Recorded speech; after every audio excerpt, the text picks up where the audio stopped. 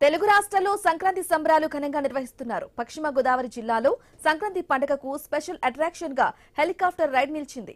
నర్సాపురం మండలం సీతారామపురంలో ఏర్పాటు చేసిన హెలికాప్టర్ రైడ్ ను ప్రభుత్వ విప్ ఎమ్మెల్యే బొమ్మిడి నాయకర్ ప్రారంభించారు.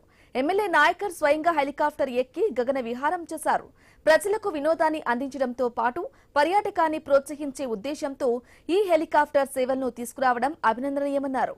కోనసీమ జిల్లా గోదావరి అందాలతో పాటు సాగర తీర అందాలను ఆస్వాదించేందుకు ఈ రైడ్ ఉపయోగపడుతుందన్నారు.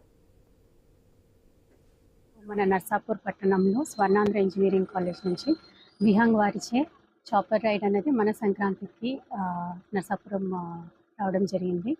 ఒక ఫస్ట్ రైడ్ వెళ్ళడం జరిగింది. దాంట్లో చక్కటి చెరువు గట్లు, మంచి కొబ్బరి చెట్లు, బీచ్ వ్యూ తోటి ఒక బర్డ్ ఐ వ్యూని ఎక్స్పీరియన్స్ చేయడం జరిగింది.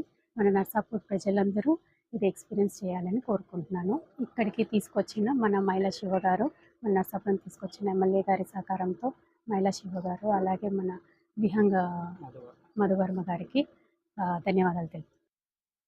బాగుందండి, ఎక్స్పీరియన్స్ చాలా బాగుంది. ఎప్పుడు న్యాచురల్ గా అలా చూసుకుంటానికి కింద నుంచి చూస్తాం తప్ప పైనుంచి చూడడానికి ఎవరి వల్ల అవ్వదు.